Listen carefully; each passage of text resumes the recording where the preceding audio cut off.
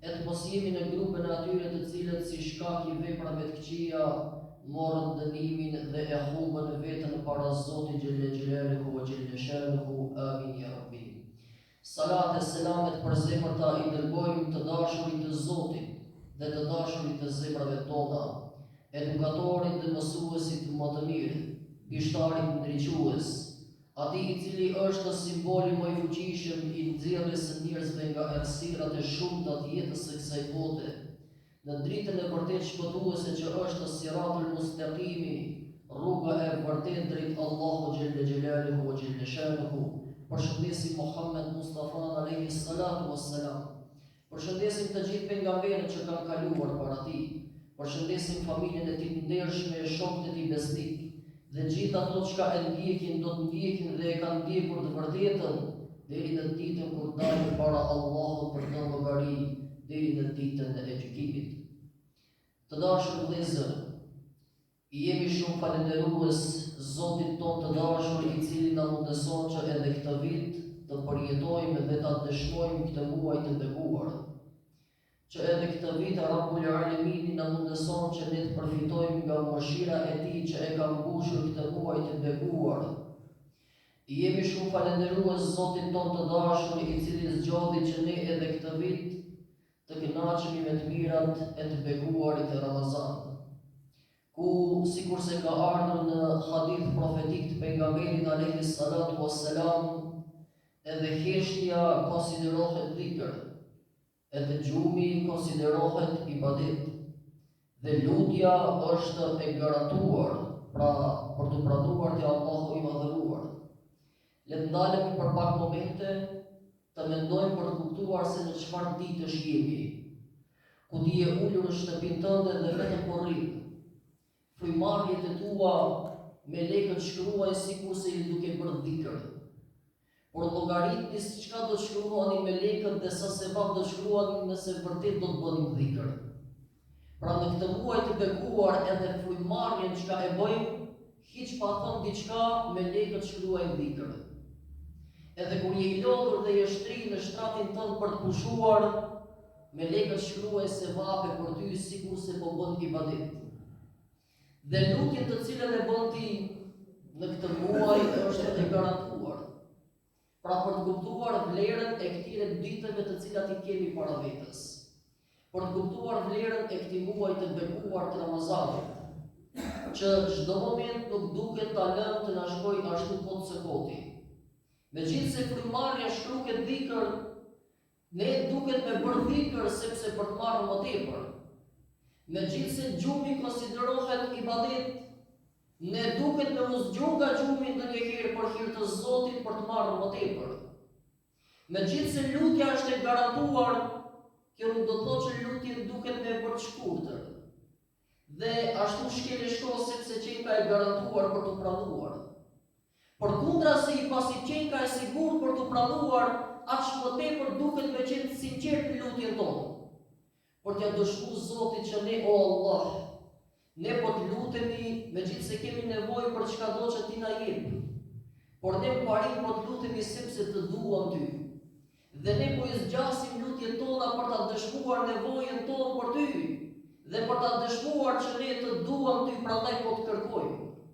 Po të kërkojmë të jesh pjesë e problemeve që kemi për ta dhënë zgjidhje në ato, nevojave që kemi për ta larguar ato. Të duam, prandaj po të thirrim, o Zoti jon. Pra ditët pjesa e parë e këtij muaji të bekuar veç se kaloi. Prandaj çdo njeri prej nesh duhet të ndalet dhe ta pyes veten e tij, si i kalova këto ditë që kanë kaluar të Ramazanit. Pra pyetje të cilat ja bëjmë vetes me qëllimin që të përmirësojmë diçka.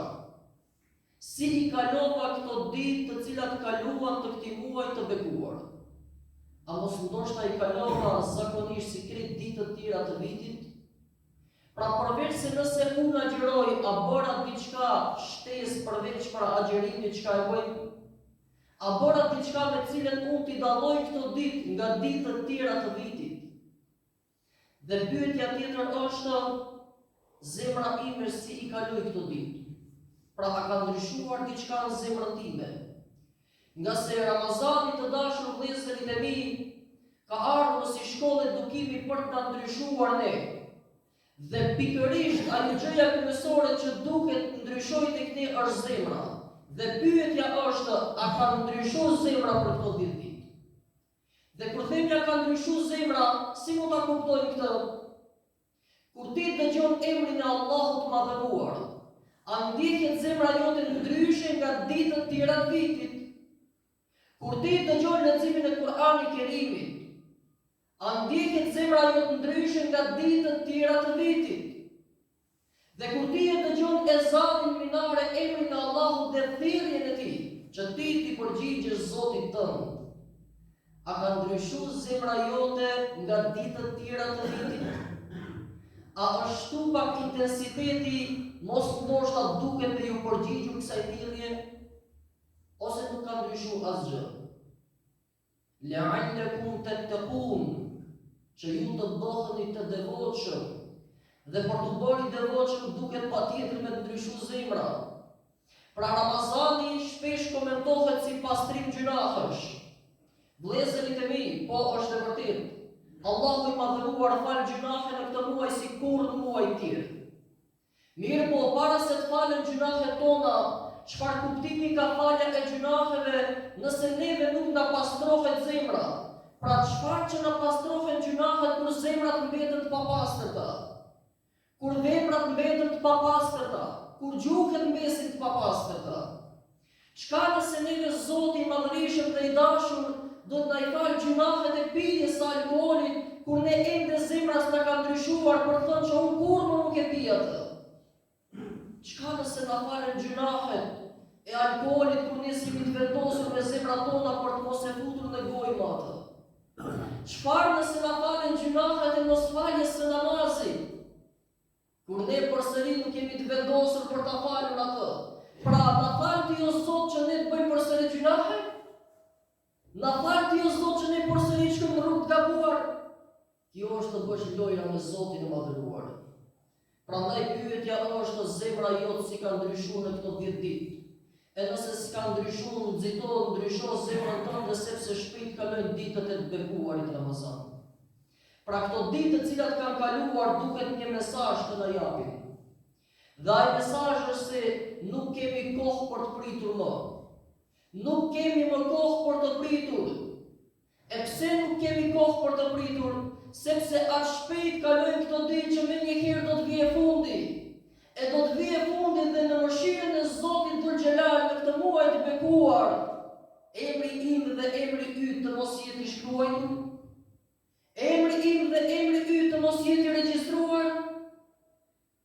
E Allahu i Madhëruar na ka treguar në Kur'anin Kerim në mënyrë që ne jemi të vetëdijshëm se çka duhet me bërë në ditët që i kemi para vetës që shpejt do të kalojnë. Njeriu mashtrohet, njeriu shpesh mashtrohet, dhe ai mundohet të jetë preciz në gjitha gjërat e jetës së kësaj bote, që është krijt në rregull, por pastaj kur është në pyetje për ahiret diçka, ai thot ende ka kohë. O vllai i dashur, nuk ke kohë. O i dashur i nderuar, nuk ke kohë. Sepse sikur se kaluan 10 ditët sa hapen mbyll syt, po ashtu do të kalojnë dhe ditët që i ke para, dhe do të kalojnë dhe jeta po ashtu, sa hapen mbyll syt. Do të vish para agonisë së vdekjes, do të vijë momenti i llogaridhënies. Prandaj mos i lej këto ditë dhe ne të kalojnë ashtu shkeleshko. Le të bëjmë diçka, sepse wa ma tuqaddimu li anfusikum min khairin tajiduhu 'inda Allah.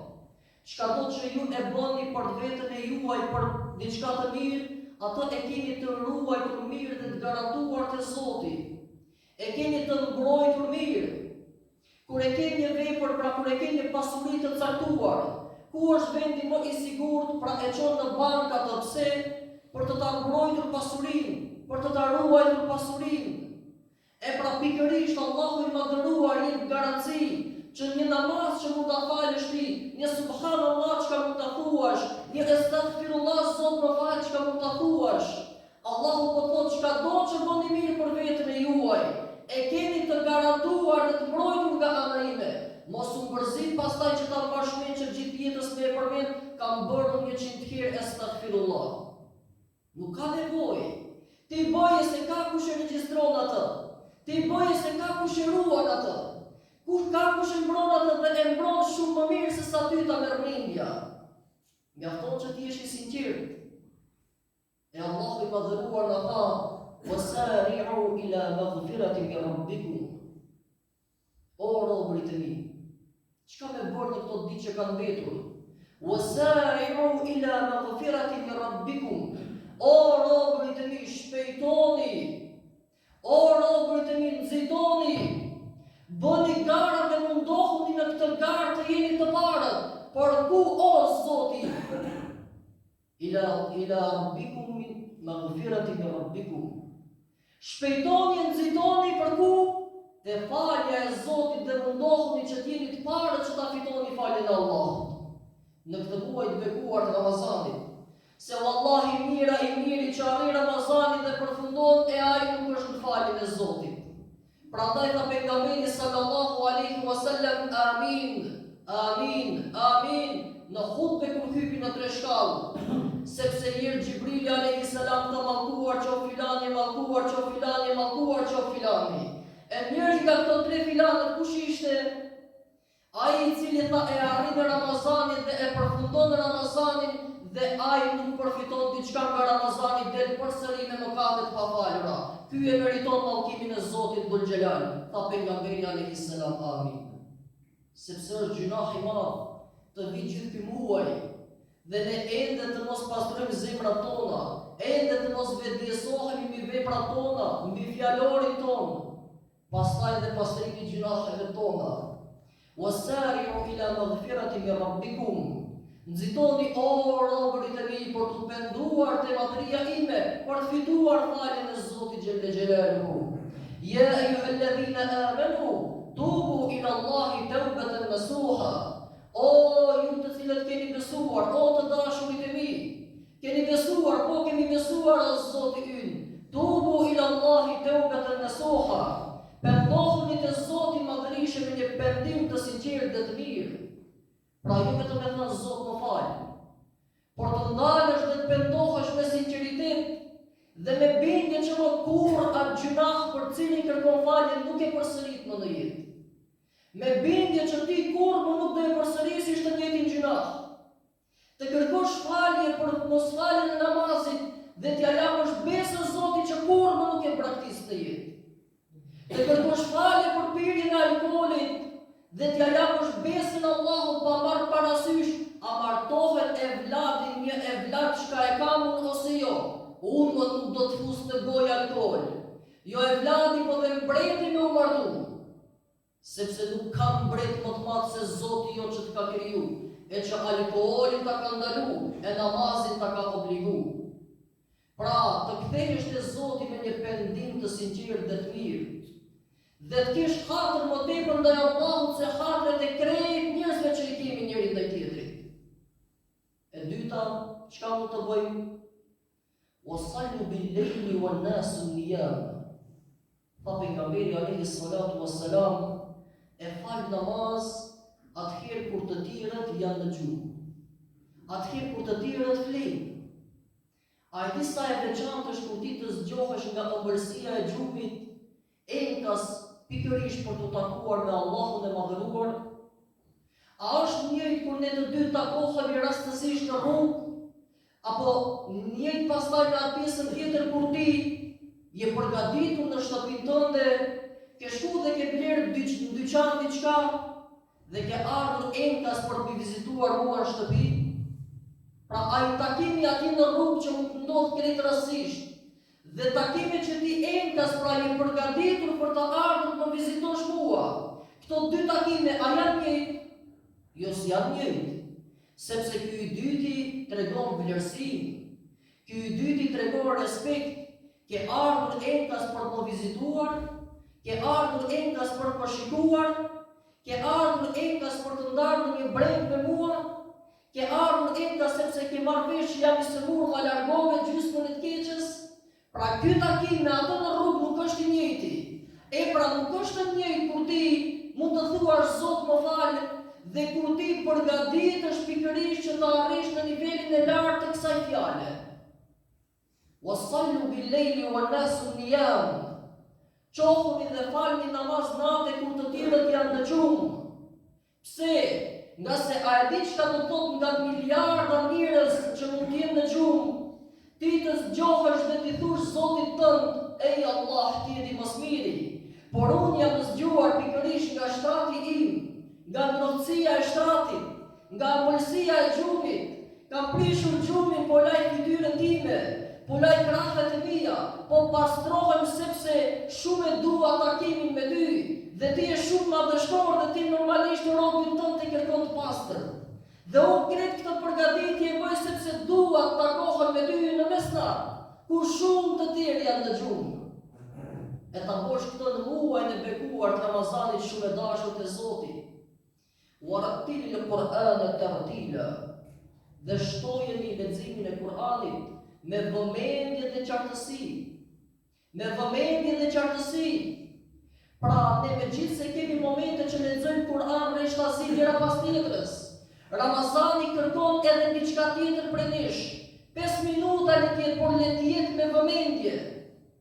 Të marrësh Kur'ani Kerimin dhe një ajet të Kur'ani Kerimit ta marrësh dhe ta lexosh. Qoftë ai edhe në përkthim, ta marrësh ta lexosh dhe të ndalesh të meditosh. Kur Zoti i madhëruar flet për xhenetet e larta, ti të ndalesh të meditosh pse unë mos jem prej tyre. Çka më mungon mua që unë të mos jem në xhenetet më të larta, në shoqëri të më të dashurve të Zotit. Dhe kur Allahu flet për xhenemin të ndalesh të meditosh, ej Zot, çka nëse unë jam prej tyre? Cilat janë ato vepra të cilat i bëjnë këto banorë që të jenë aty në thellësi të zjarrit? Dhe ta ruash veten që mos jesh pjesë e tyre. Kur Zoti i madhëruar flet mbi përgjegjësitë familjare, të shikosh dhe të kuptosh çka të mungon, në mënyrë që ti plotësosh sa më mirë përgjegjësitë familjare çka i ke. Pra të ndalesh një ajet të Kur'anit brenda ditës, qoftë 5 minuta, por me meditim. Ta bosh duke medituar që të reflektoj dhe të ndikoj ajo fjalë e Zotit tek ty. E pjesa tjetër, istajib du'ana ya mujib as-sa'ilin. Pranoj lutjet tona, o ti që je i vetmi që i pranon ato. Unë jam vëllezërit e mi plotësisht i vetëdijshëm se jam volluar pak, por e ka qëllimin dhe kjo. Por ta kuptuar pak më vonë. Istajib du'ana ya mujib as-sa'ilin. Pranoj duat lutjet tona sepse ti je i vetmi që i pranon ato, o Zoti i dashur. O vëllezërit e mi, i shkuan pejgamberit alayhi salatu wassalam dhe i thanë, yes'alunaka 'ani s-sa'ati ayyana mursaha. Na tregotin mbi çastin e fundit të kiametit, kur bëhet? Tha Allahu i madhëruar, thuaj atyre, o Muhammed, thuaj atyre, që ajo është çështje që i takon vetëm Zotit tim. I shkuan përsëri dhe i thanë, yes'alunaka 'ani r-ruh. Të pyesin ty për shpirtin, uli r-ruhu min amri rabbi. Thuaj atyre se kjo është çështje që i takon Zotit tim. Yes'alunaka 'ani l-khamri wal-maisir. Të pyesin ty, o Muhammed, për verën dhe bigjozin, ul fihima ithmun kabir. Thuaj atyre, o Muhammed, që ato janë mëkate të mëdha. Thuaj që janë nga mëkatet shumë të mëdha. Mirë po thuaj ti, o Muhammed. Por kur është në pyetje që Allahu i madhëruar po i thot pejgamberit alayhi salatu wassalam, të pyesin ty, o Muhammed, robërit e mi, se unë ku jam? Kur ato pyesin për mua, atëherë pra thuaj diçka tjetër. Mirë po pak të thuaj. Wa idha sa'alaka 'ibadi 'anni fa inni qarib. Kur të pyesin ty, o Muhammed, robërit e mi për mua, unë jam shumë afër tyre. Kur të pyesin për mua, unë jam shumë afër tyre. Fa inni qarib. Dhe kjo faja këtu në kupton me një herë që vjen rreshtazi përgjigja. Kur ti kërkon Zotin, ai është shumë afër teje. Dhe Allahu se ka përmendur tani thuaj ti, o Muhammed, pse? Se në kuptimin njerëzor Zoti i madhëruar, aq shumë është i përmalluar që Sa që edhe kjo fjala thuaju do të merrte kohë dhe do e vononte takimin me Allahun dhe robin. Dhe Allahu se ka përmendur të thuaju o Muhammed, të pyesi për këtë thuaju, të pyesi për atë thuaju, të pyesi për atë thuaju, e kur robërit e mi të pyesin për mua, fe inni qarib, nuk ka më thuaju, sepse përgjigja është drejt për së drejti nga Zoti, unë jam shumë afër teje kur ti më kërkon mua, pa ndërmjetës, pa ardhur që dikushit të lajmëroj që Zoti që i ka afër, sepse kjo e vonon takimin që Allahu shumë është i përballuar që robi i tij ta thirrë atë. Ujibu da'wat ad-da'i idha da'an falyastajibu li. Dhe tani je drejtuar në adresë të saktë. Kur ti kërkon Zotin tënd je drejtuar pikërisht tani në adresë të saktë. Andaj kërkoj çka dëshiron ti. Drejtoja lutjen dhe nevojën atij. Falyastajibu li. Sepse përgjigja e tij vjen me një herë. Me një herë vjen përgjigja e tij, ama kur ne të jemi ibadi, pra ibadi, robër të dashur të Zotit, jo robër si krijesën, jo robër si krijesën. Se Allahu nuk tha kur të pyesi robërit e rob, jo, kur të pyesi tha për këtë e për atë thuaj, ama kur është pyetje tani kujt i përgjigjet Zoti me një herë, wa idha sa'alaka ibadi, robërit e mi që janë të dashur të unë, që me punët dhe veprat e tyre kanë dëshmuar që ato më duhet mua, andaj përgjigja i për to është me një herë.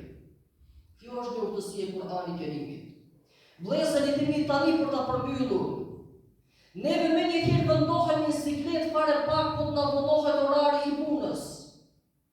Sepse unë e di që një pjesë tani 12:30 janë në orar të punës. Dhe unë me qëllime kam vonuar të ju t'i thoni pronarit të juaj që hoxha e vonoj me qëllim. Sepse unë duhet një mesazh bashkarisht ta kuptojmë në këtë xhumat të këtij Ramazani dhe në këto fjalë të cilat i tha. Vëllezërit e mi të dashur, kur pak na vonohet orari i punës, me një herë vendohemi në siklet. Pse nuk e respektua? Vallë çka do të na thot pronari? Mos ndoshta do të përdas ai, mos ndoshta nuk do të jetë i kënaqur. A kjo është mos disiplinë e ime në punë? Pra pyetje të ndryshme, që kjo është shumë mirë, sepse tregon që kemi përgjegjësi në punë. Ama pse të njëjtën ndjenjë nuk e kemi kur është pyetja thirrja e Zotit xhel xhelaluhu? Pra nëse ne sikletosemi për të vonuar pak në punën tona, pse ne nuk sikletosemi që ende jemi duke u vonuar, me ditë dhe me muaj dhe me vite vonohemi për të takuar me ato i cili na ka krijuar, për ato i cili të ka dhënë shikimin dhe dëgjimin, të ka dhënë lëvizje dhe të ka mundësuar të punosh me duart tua, dhe të mundëson që të lëvizësh me këmbët tua, e të siguron furnizimin prej gati nuk e prit, dhe të mundëson që të kesh apetit që të çosh ushqimin në barkun tënd. Pra krejt mirësit dhe begatit i kjen nga ai, dhe me gjithë ato ai po pret me padurim që ti ta thirrësh ato që të takohesh me të. E ti ende vallohesh, edhe sa kohë të duhet. Wa sallallahu ala sayyidina Muhammad wa akhir